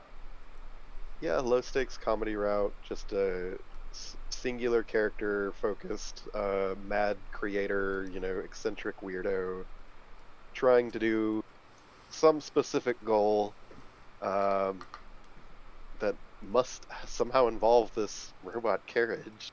I can't for the life of me tell you what that will be yet. Winning a race. Winning the Iditarod, okay. I mean, winning a It's race his is life dream to win the Iditarod. He's just an eccentric creator weirdo, and he had a prize sled dog, but the dog died, so he made the robot and named it after the dog. oh, we could do sort of like a Finding Forrester team up with and the young prodigy could be like an AI robotics expert who helps him win the Iditarod to fulfill the old man's dream, that kind of thing. That's fun. Or what about a Circus Maximus type of deal? What is Circus Maximus? The massive chariot racetrack in Rome. Oh, you mean the thing in Rome? Okay. Yeah. So okay. What about like a robo racing event, like Real Steel, but with robot carriages? Yeah. That's cool. Yeah, Real Steel with robot carriages. I'm not sure I would watch it, honestly. I would. Yeah, So maybe if it was fast, if it was as fast as Speed Racer, I think it'd have to be fast. It. Yeah, or and it probably as big as an actual horse. Okay, that's getting warmer. I think I could see some interesting things with that. Well, it's your choice. You're the guest on it, so you get to control it. Much prefer just a small movie about an old man, sort of a Robot and Frank kind of movie. Mm-hmm. You know, and that just I don't really know what the movie is, but I haven't broken the story yet. But that's that's my take, I guess. Okay, so I guess that's what we're sort of doing right now, is just figuring out what it could be. So if you have a guy that makes inventions, and we're theming the movie around the carriage specifically, then then you have to either imagine that maybe that relationship between him and the robot is at the sort of core of the movie, right? Like Robot and Frank is an example of that. That's a good one. And then you have to just imagine, what can we do with the carriage? And that's why racing came to mind, I guess, right off the bat. Even if it's a low stakes race, it could always be like just like a local event of some kind, like a rodeo like a or something. Renaissance fair. Yeah, or Renaissance fair. Something just, yeah, and there's some dumb event, you know, the hog swivel, I don't know, it just has some stupid name. Or and he one really of those wants to compete in it. Go ahead. Aren't there events where like everyone makes their own go-kart kind of thing? What is that called? Push cart? Yeah. Something like that. That is the thing. Maybe that's his. It's like he's too old to make the push carts anymore, but he has technology now. He wants to, recapture the glory of his youth, and he wants to win one of the push cart rallies, I guess, or whatever they're called, like where everybody makes their own crazy skateboard devices and things like that, and has a big race down a hill. Okay. Maybe that's the way. I mean, that's pretty low stakes and small, right? Then we'd lose the little robot, and then the cart itself would be the robot, I think, at that point. Wait, you mean it'd be against the rules if the robot was powering it? Oh, a push cart has to be powered by gravity. Yeah, Oh. the robot might be able to assist with, like, steering or something. Okay, well, we could just imagine a scenario or an event that's similar to that. It's like, make your own vehicle and enter, and a bunch of people just make, like, crazy contraptions and put, like, Flintstonian cars and stuff like that. And our little old man who used to be the best at making that, now he's like, me and old Sparky are gonna be the ones that take home the gold this year. Yeah, it could even work if it's something that was judged, like a dog competition, but I think it would be funnier if it was more of a race, or like wacky wheels, just a bunch of different eccentric weirdos who really dislike this guy for trying to bring a robot and upturn the apple cart. This is cute. I like this one. This ended up it's almost wholesome. I like it. It's wholesome. And at the end, I'm not sure how you want to wrap it up, but they accept their prize together, certainly, like him and the robot. And the robot does a little dance at the foot of the. I can see it all. It that way. It could be. Well, what do you want to happen? Something terrible, like Robot and Frank? Not quite that terrible. Maybe like second place. Oh, the Rocky ending. Could do. God. Like the robot fails at the last minute. The guy dies halfway through the race. He carries it across the finish line. The old man, or the robot dies. The guy thinks he'll die halfway through the race, but then the robot dies, and he has to carry it over the finish line. Exactly. That's great. This is so sad, though. We don't want Sparky to die. He can't. He won't die for real. He's a robot. Unlike a person, you can bring him back. In the epilogue. That's true. I guess we can always do the fake out, the Wall-E fake out, where it seems like there could be bigger, better versions of the robot. There could be a whole product line of these things in the epilogue. And he splices the brain of his beloved childhood pet into all of them, so they behave similarly. Definitely not. Right? Charlie says, if you have to swap out all his parts, is it the same robot? That's a good question. The ship of Theseus argument. Yeah. Exactly. And Michelle mentions robot dog racing and robot football, so the Airbud connection is strong there. I mean, that would be the sequels, I guess. Yeah, I think an Airbud version of this would be funny, but do it as a race. Yeah, I think ain't no rule that says a dog can't compete in a robot dog can't compete in the race. I think we should add that rule, sir. What if that referee just was like, click, click, takes out a pen? Okay, well, seems as if there is one now. That's so weird. I guess your golden retriever can't play basketball. Okay, any final thoughts on this before we wrap it? No, I think that works. All right, print it and mint it. Send it off. Send it to the script factory. Yeah, I'm not married to it, but I'll put it in my list for the future. Into the bank. Thanks, Luke. Yep. Michelle, let's see if the mic works okay. Hello? Can you hear me? Yes, we hear you. Hello, Michelle. Hi.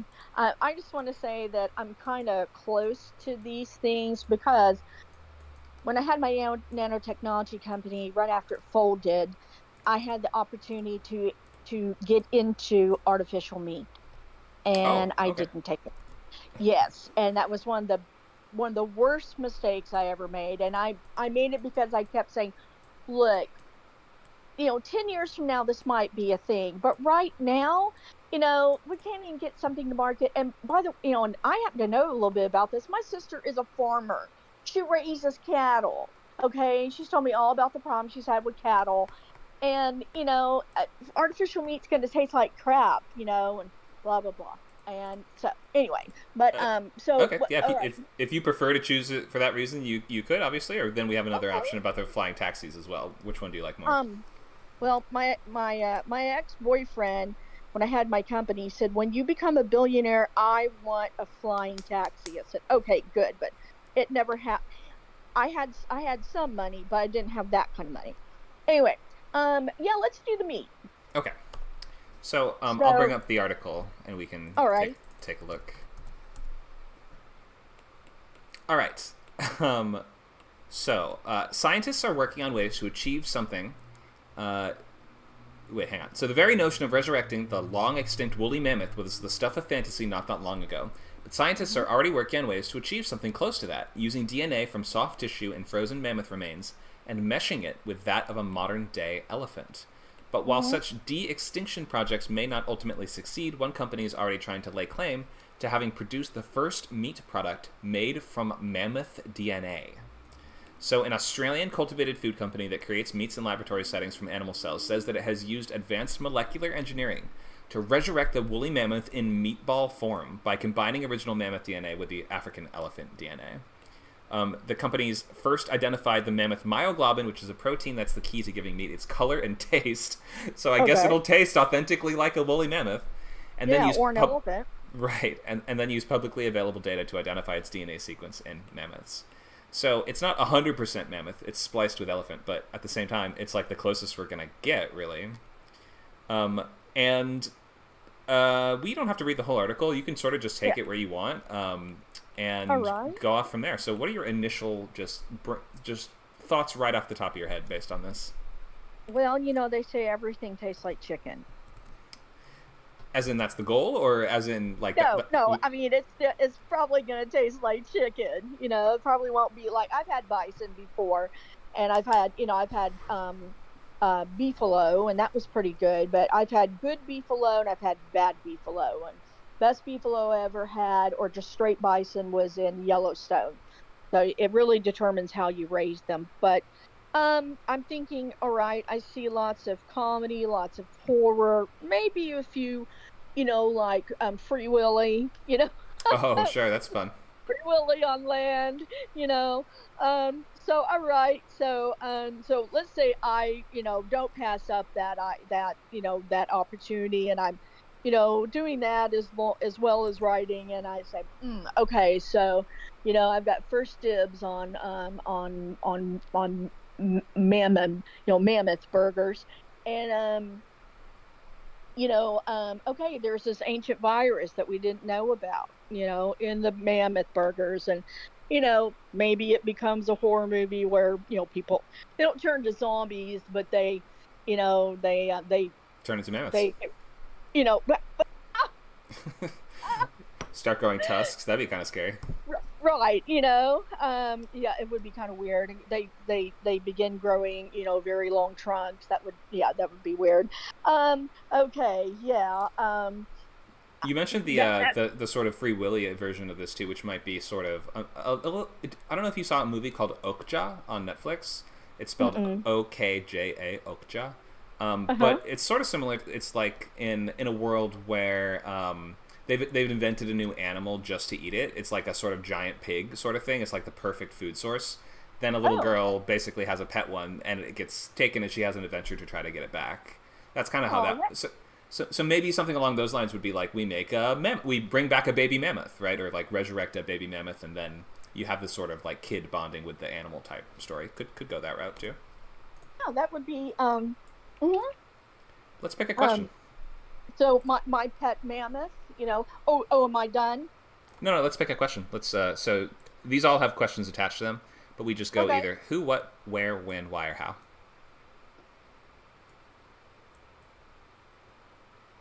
Which question do you want to choose? Oh, me? Yes. Okay.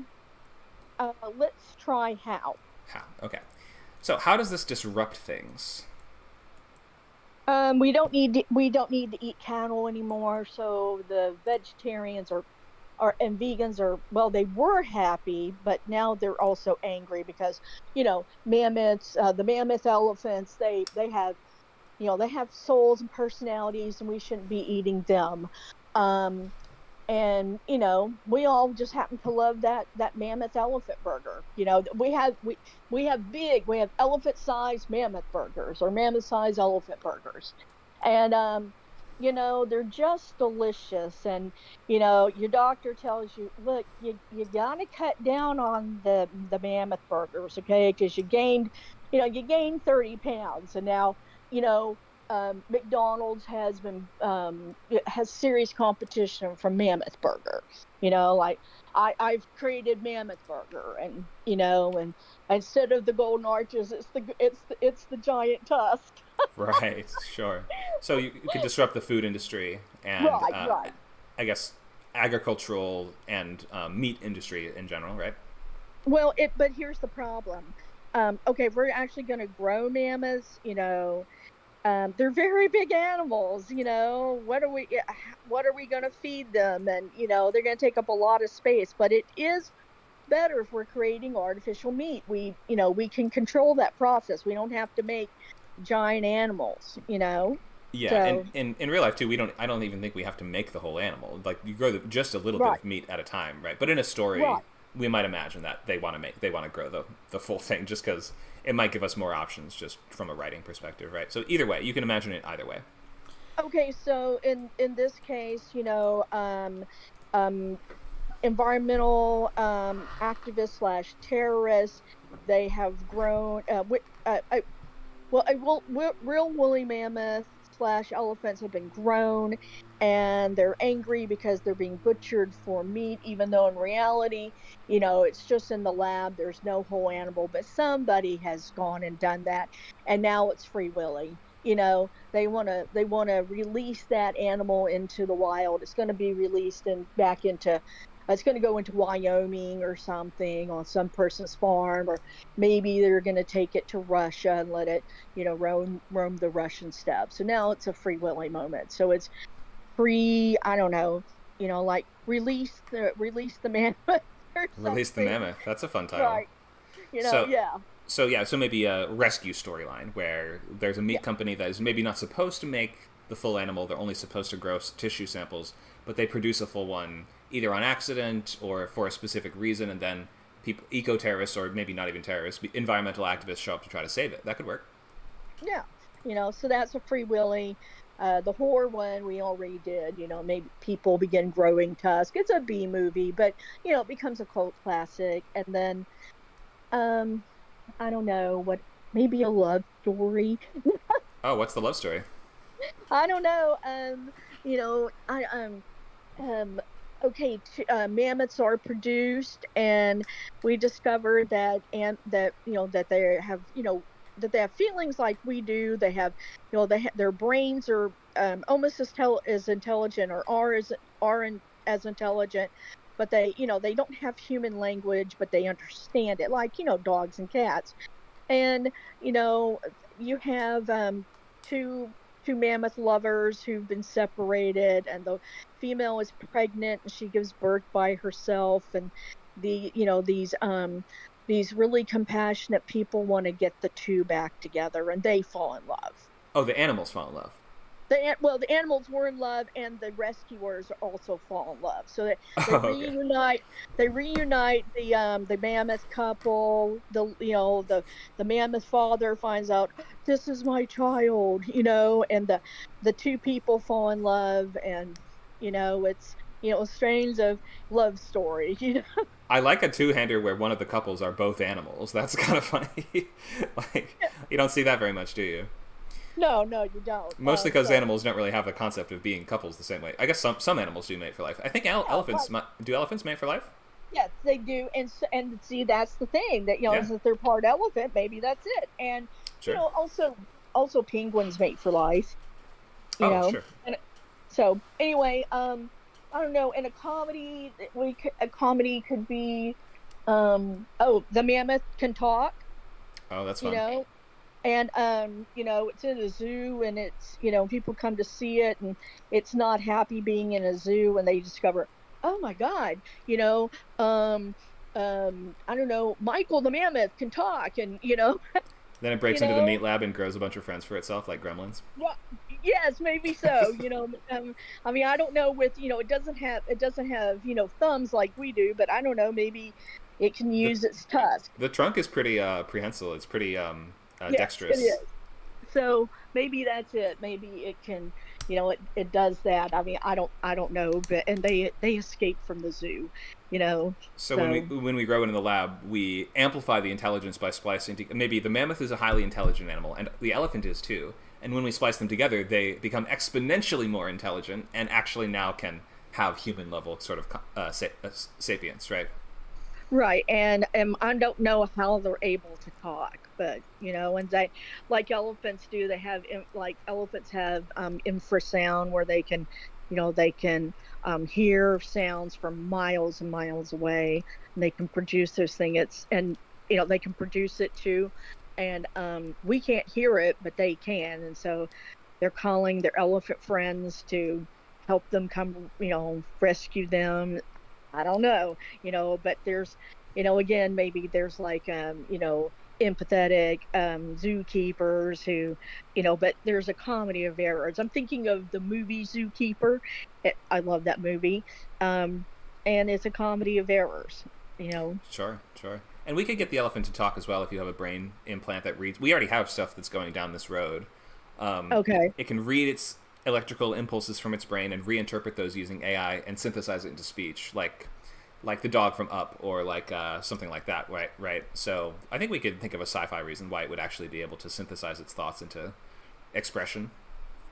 That's happening already. Oh my God. See, like, some of this stuff, like the floating solar farm, I've been thinking about that for 15 years, but I don't have the technology to, and I'm not even good with this stuff, but I've been thinking about it, like, oh, that would be so great. And anyway, but yeah, I think that would be all really great. So I appreciate you letting me come on. Sure, a lot of ways to go with this. It sounds like this is going more the route of movie than TV show, though, right? Like it sounded like most of the ideas you were coming up with were ideas that could be pretty much explored in one story, like a rescue, or like teaming up with an animal to escape from something, or something like that. Those are like basically just one goal stories. Do you think there's anything for a TV show or book here, or is this definitely a movie?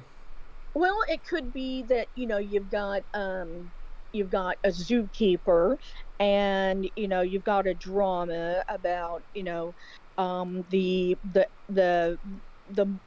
mammoth, in a zoo or in a facility, and they're trying to find a way to teach it to talk and use its trunk for it can manipulate things.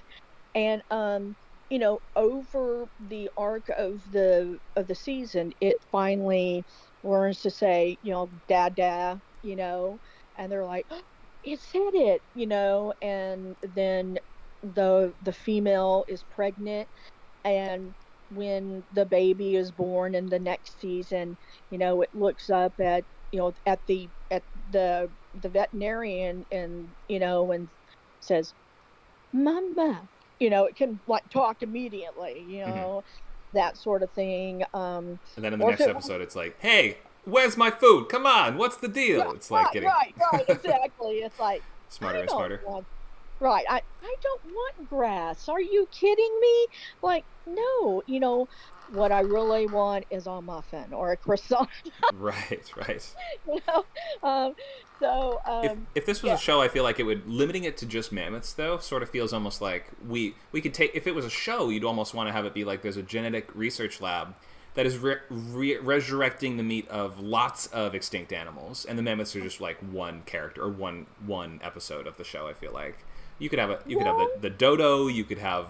I mean, this is kind of Jurassic Park, the Jurassic Park route, isn't it? But like, what if it was just other extinct animals besides dinosaurs? There could be a whole organization that brings lots of them back. Well, except that it is really complex. If you just focus on mammoths, for like a season, okay, and then you focus on the dodo, or bringing back the I forget the actual scientific name, but it's the Tasmanian tiger. Right. There's real effort being made for that. Or bringing back Neanderthals, Oh God, Neanderthal meat, a delicacy. Oh no, not meat. There are ancestors, so we, I don't know, we bring them. No, not. I'm sorry, I draw the line there. Okay. I'll eat mammoth meat, but that could be the next season, and there could be like evil corporations wanting to take it over, and these scientists are the good people, but they're. There's an evil corporation owned by an evil billionaire who just happens to look like Jeff Bezos or something. There you go. And he wants to resurrect all the extinct animals to make a reserve where people can hunt them. Right. Oh, yes. There's one of those. They're not extinct, but there's actually a reserve here in Texas where you can go hunt things. And, if I had a lot of money, I would try to shut it down, because I just don't think you should do that. Yeah, I don't love it either. But I could easily see rich, evil people especially in a movie, but in real life, even if they had the tech to be like, we're the only place in the world where you can hunt forbidden game, right? You can hunt animals that don't exist anymore. Right. That would work here in Texas. I mean, it's a pro-gun state. You don't even have, I have a gun that I inherited. It's a rifle. I just inherited it. I don't even have any bullets, but I don't have to have any paperwork because that was passed here in Texas, which I don't like. But at the same time, a few years ago, my roommate threatened to kill me. Oh, and goodness. So, that's why I left. And my boyfriend said, I'm giving you my Glock. And I was like, this thing is too heavy for me. I can't even use this. He's like, you don't need any bullets, just point it. So luckily she didn't find out where I moved, but for a year I was scared.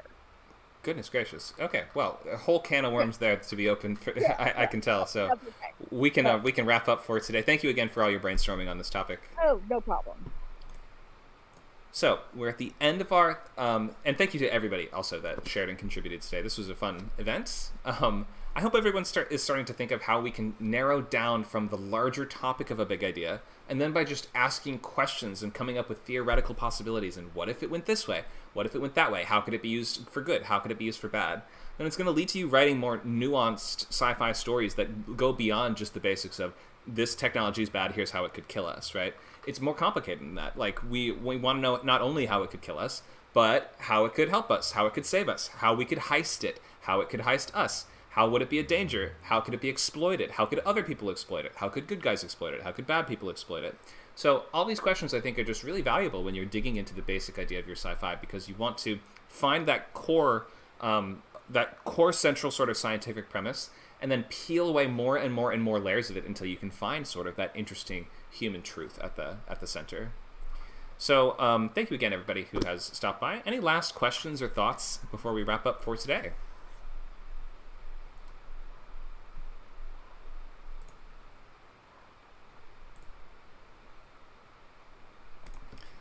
I'll leave you guys with a list of everything we have coming up.